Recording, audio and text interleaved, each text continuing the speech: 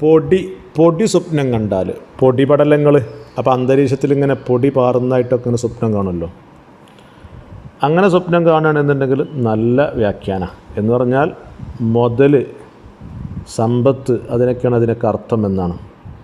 മഹാനായ അബ്ദുൽ ഗനി നാബൽസി റഹിമഹുല്ല അവിടുത്തെ തഅ്തീറുൽ അനാം ഫി തഅബീരിൽ മനാം എന്ന് പറയുന്ന കിതാബിൻ്റെ 400-ാമത്തെ പേജിൽ ഇത് പറയുന്നുണ്ട്. ഉബാർ എന്ന പൊടി എന്നാണ്. അപ്പോൾ ഉബാറുൻ ഹുവ ഫിൽ മനാം, ഉറക്കിലൊരാൾ പൊടി കാണുകയാണ് എന്നുണ്ടെങ്കിൽ മുതൽ എന്നാണ് വ്യാഖ്യാനം.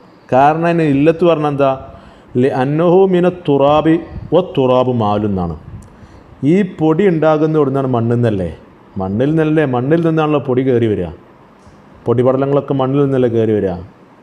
മണ്ണ് എന്ന് പറഞ്ഞാൽ തന്നെ ഒരു വ്യാഖ്യാനം മുതൽ എന്നാണ്. അപ്പോൾ പിന്നെ നല്ലൊരു വ്യാഖ്യാനമാണ്. അപ്പോൾ പൊടിപടലങ്ങൾ സ്വപ്നം കാണുകയാണെങ്കിൽ അത് നല്ല വ്യാഖ്യാനമാണ്, മുതൽ, സമ്പത്ത് എന്നൊക്കെ അർത്ഥം.